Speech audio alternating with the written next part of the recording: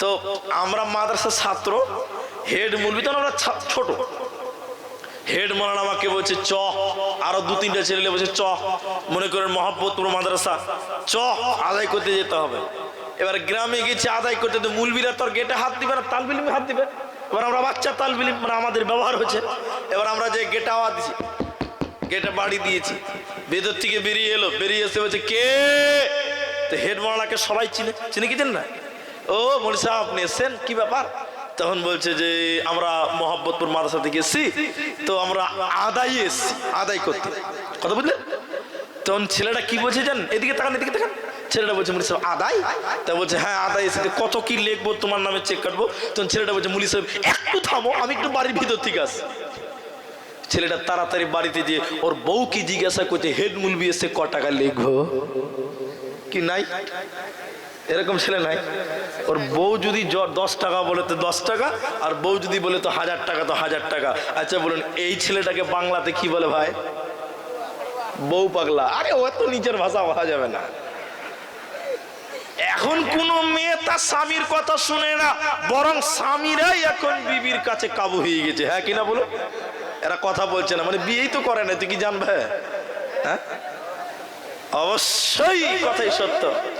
আরে আপনাদেরকে কত শোনাবো, আমি যে মাদ্রাসায় পড়েছি ওই মাদ্রাসার হেড মাওলানার কাছে একটা খ্যাপা এসে লুঙ্গি আর গলায় গামছা দিয়ে 11টার সময় চলে এসে, বিরাট বড় মাদ্রাসা, এসে বলছে মাওলানা সাহেব।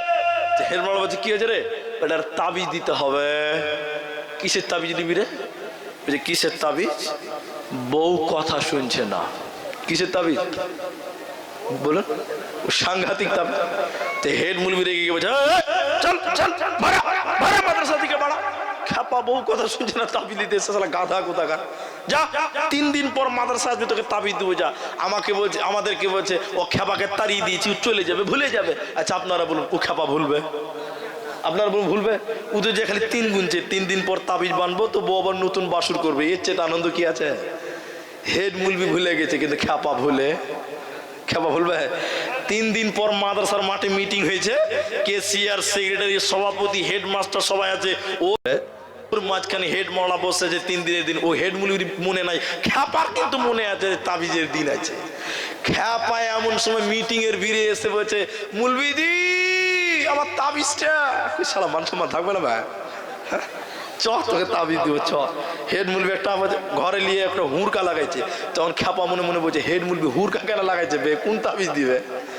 এত বড় একটা লাঠি নিয়ে বলছে বল বল তাবিজ চাবি না, বল তাবিজ চাবি না। কাঁথা কুতাকার। আমি সারা দুনিয়ায় কোন নারী তার স্বামীর কথা শোনে না, আমি হেড মুলবি, আমার বউটাও আমার কথা শুনছে না, আমি মুলবি বলে কাউকে বলছি না, তো শালা খ্যাপা বলে আমার কাছে তাবিজ দিয়েছে, চল বাড়া। তখন খ্যাপা বলছে যে মুলবির বউ কথা শুনে না, তো আমারটা না শুনুক।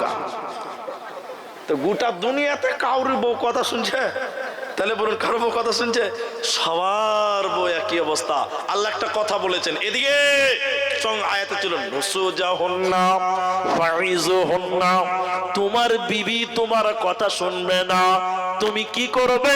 ওসিয়ত করে করে, আদেশ করে করে, ভালো কথা বলে বলে চালাও। কারণ মেয়েদেরকে আল্লাহ তৈরি করেছে পুরুষদের পাঞ্জরের বাঁকা হাড্ডি থেকে। কোন হাড়? সোজা না বাঁকা? বলো না রে কথা। মেয়েদের কোথায়? সোজা হাড় না বাঁকা হাড় থেকে? বাঁকা হাড় থেকে। তাহলে মাল তৈরি হয়েছে টেড়া হাড় থেকে, ও মাল সোজা চলবে? কিয়ামত পর্যন্ত বাঁকাতেই চলবে। আল্লাহ মারা গেছে, আল্লাহ নাউজুবিল্লাহ আস্তাগফিরুল্লাহ, দেলোয়ার হোসেন সাইদি মারা গেছে, আল্লাহ যেন তাকে জান্নাতবাসী করে, সকলে বলুন আমিন। দেলোয়ার সাইদি ওয়াজ করছিলেন, আল্লাহু আকবার, হাজার সত্য মনের মানুষ দেলোয়ার সাইদির ওয়াজ শুনতো তো তার দিল নরম হতো, হতো না? বলুন হতো না? দেলোয়ার হোসেন সাইদি ওয়াজ করতে করতে বলছে এক বুড়ি গেছে থালা মাছতে, বুঝলেন তো? নদীর ধারে পানি, উজান ভাটা চলছে, তো বুড়ি মানুষ থালা মাছতে মাছতে মাছতে মাছতে টুক করে পানিতে পড়ে গেছে। তো পানিতে পড়ে গেছে, ও বড়ির পোতা দেখে নিয়েছে, দাদি পানিতে পড়লো। কথা বুঝতে পারছেন? এবার দাদু বুড়া পেপার পড়ছে চায়ের দোকানে, পোতা মারলো তোর চায়ের দোকানে। আবে বুড়া, খবর পড়ে পড়বি তুই, আগে তোর ঘরের খবর লে, বউ পানিতে পড়ে গেছে চ। দাদু পোতাতে ভালো জমেছে। কি হয়েছে রে ভাই? ওই যে দাদি থালি মাছ ছিল, দুখানা থালি নিয়ে এসেছিল, একখানটা আছে ওরটা উলিয়ে গেছে, তোমারটা আছে, নদীতে পড়ে চলে গেছে। এখন আপনারা বলুন ওজান ভাটা, পানিতে পড়ে গেছে বুড়ি। এখন দাদু বলছে পোতাকে, চরে ভাই লাশটাকে খুঁজে বার করি, দাফন তো করতে হবে। তো পোতা বলছে চলেন। আচ্ছা আপনারা বলুন লাশ উজানে যাবে না ভাটিতে যাবে? বলুন ভাটিতে যাবে, লাশ কোথায় যাবে? এই বুড়া এবার লেংটি ছেড়ে নদীতে উজানে যেছে লাশ খুঁজতে। পোতা কে যাবে বুড়া, বুড়ির সঙ্গে কি রিং তাল হয়ে গেল? কেন বলে আপনার জ্ঞান হয়েছে? হ্যাঁ, পানি আপনি উজানে লাশ খুঁজছেন, ভাটিতে যাওয়া বাদ দা, লাশ উজানে যাবে না ভাটিতে যাবে? বুড়া এবার কোমর সোজা করে বলছে, আবে বুড়িটা তোর না আমার বল। বলছে দাদু আপনার। বলে আবে শোন, ওকে 90 বছর বিয়ে করেছি, ক বছর হলো? 90 বছরে কোনোদিন সুজা চলেনি, ওর লাশ সুজা যাবে না, উজানেই পাবি চল। এ বুড়ি মরেও সুজা হবে না, এর নাম হলো নারী। তাহলে এই জন্য বলেছেন নুসুজাহুন্না ফাইজুহুন্না, ওসিয়ত করে করে করে করে মেয়েদেরকে বুঝিয়ে বুঝিয়ে সংসার করো, কারণ তারা এক কথাতে মাননেওয়ালি নয়।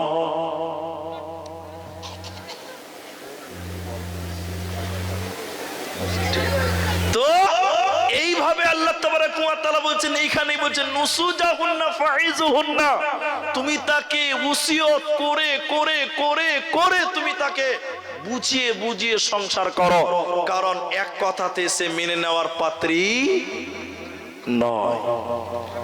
কি করবে? তাহলে আপনাকে সংসার করতে গেলে বুঝিয়ে বুঝিয়ে, কিভাবে বুঝাবেন? এদিকে দেখেন তা আল্লাহ নবী কি বললেন, আতাত বালাহা, মায়েদের স্বামীর কথা মতো দুনিয়া গড়তে হবে, স্বামীর কথা মতো দুনিয়ায় চলতে হবে। আল্লাহ নবী 4টা কথা বললেন, যে নারী 5 ওয়াক্তের নামাজ কায়েম করবে, রমজানের রোজা রাখবে, আর স্বামীর মালের হিফাজত করবে, আর স্বামীর কথা মতো চলবে, এই 4টা কাজ যে মেয়েটা করবে, আল্লাহর নবী বললেন ওই মেয়েটার জন্য জান্নাতের 8টা দরজা খোলা থাকবে। যেই দরজা ইচ্ছা সেই দরজা দিয়ে আল্লাহ জান্নাত দিবে, যেই দরজা দিয়ে ইচ্ছা সেই দরজা দিয়ে মেয়েটা জান্নাতে যেতে পারবে।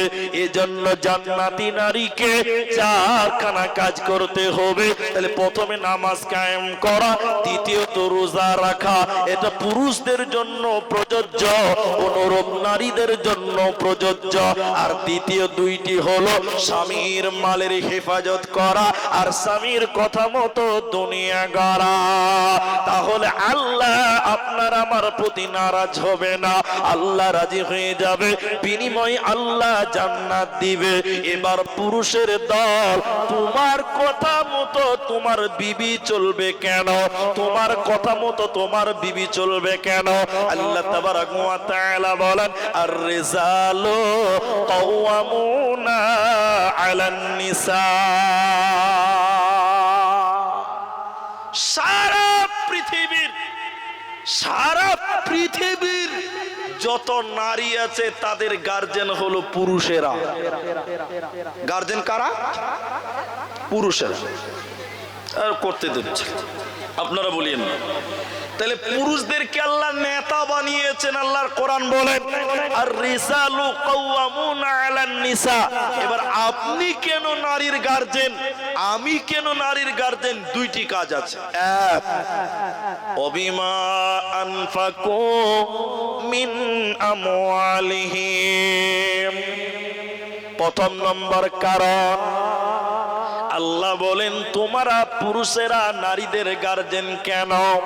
তোমাদের ইনকাম করতে হবে, তোমাদের কামাই করতে হবে, আর নারীদের পেছনে তোমাদের অর্থ ব্যয় করতে হবে, পরিবারের জন্য খরচ করতে হবে।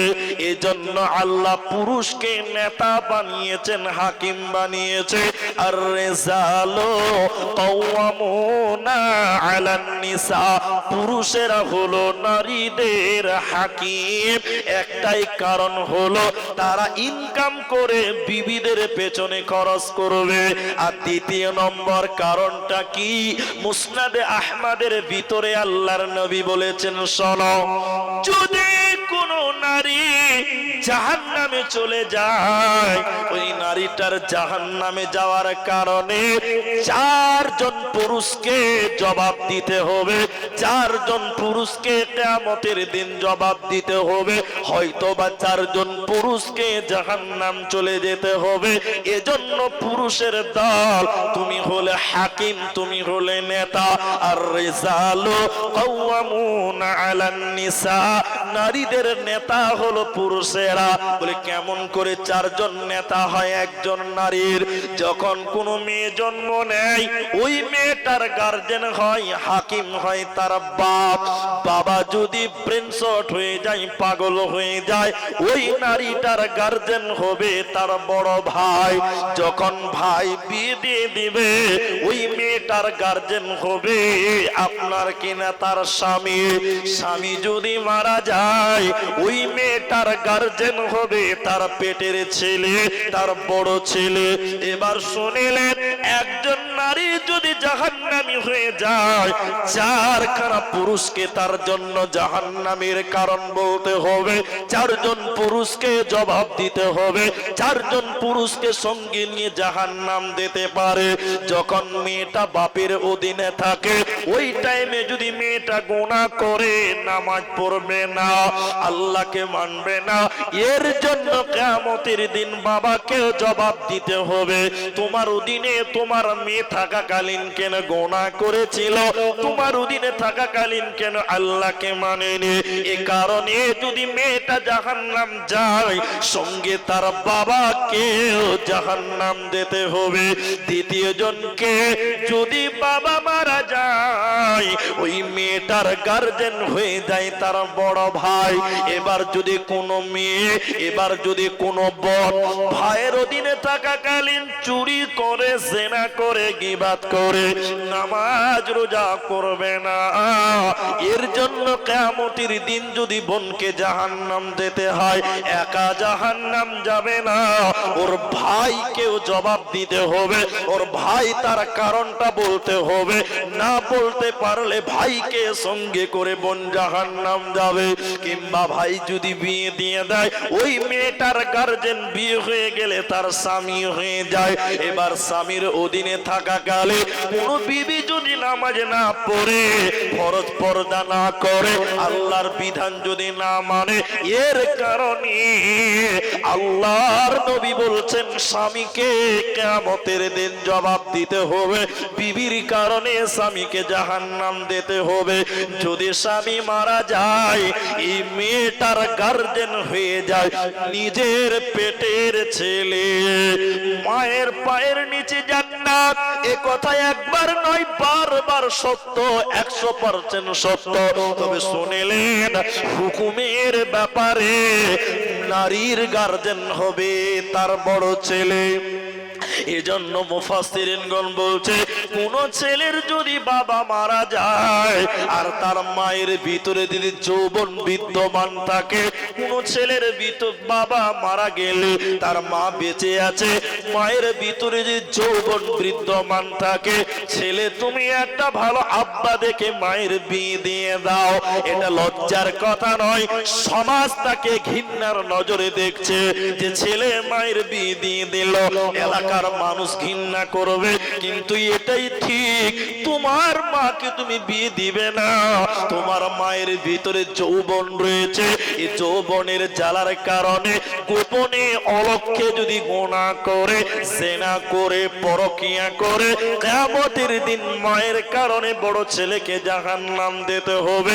এই জন্য পুরুষের দল, তোমরা হলে নারীদের হাকিম, তোমরা হলে নারীদের নেতা। তাই আল্লাহ তাবারাক ওয়া তাআলা বলেন, আর-রিজালু কাওয়ামুনা আলান নিসা।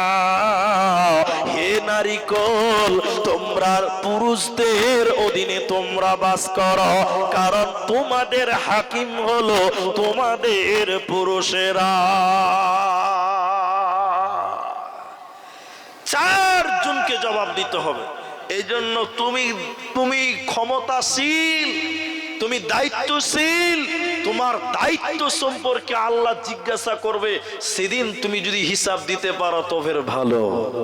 এজন্য আপনি আমি পরিবারের গার্জেন, তাই আল্লাহ বলছেন নারীদের কেউ বাঁচাও, কু আনফুসাকুম ওয়া আহলিকুম নারা, তুমি নিজে বাঁচো, তুমি নিজে বাঁচো।